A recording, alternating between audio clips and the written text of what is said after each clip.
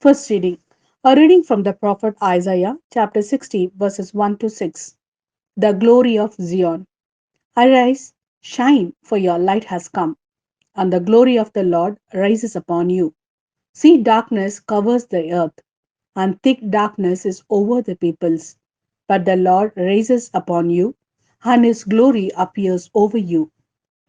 Nations will come to your light, and kings to the brightness of your dawn. Lift up your eyes and look about you. All assemble and come to you. Your sons come from afar, and your daughters are carried on the hip.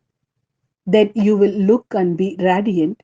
Your heart will throb and swell with joy. The wealth on the seas will be brought to you. To you, the riches of the nations will come. Herd of camels will cover your land.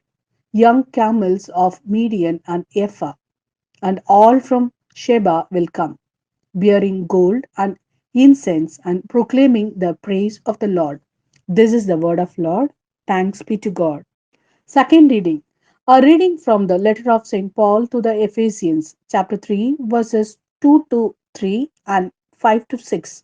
Surely you have heard about the administration of God's grace that was given to me for you.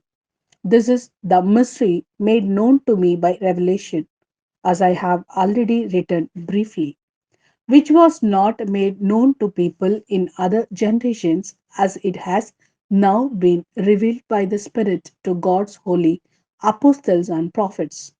This mystery is that through the gospel the Gentiles are heirs together with Israel, members together of one body, and shares together in the promise in Christ Jesus. This is the word of Lord. Thanks be to God. A reading from the Gospel according to St. Matthew, chapter 2, verses 1 to 12. The Magi visit the Messiah.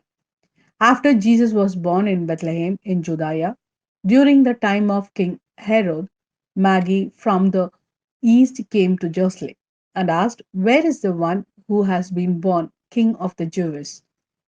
We saw his star when it rose and have come to worship him."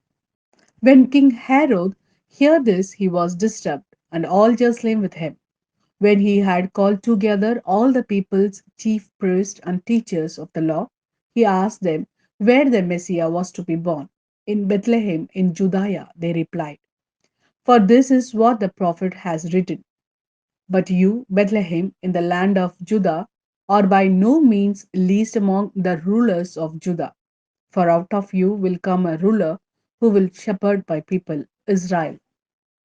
Then Herod called the Magi secretly and found out from them the exact time the star had appeared.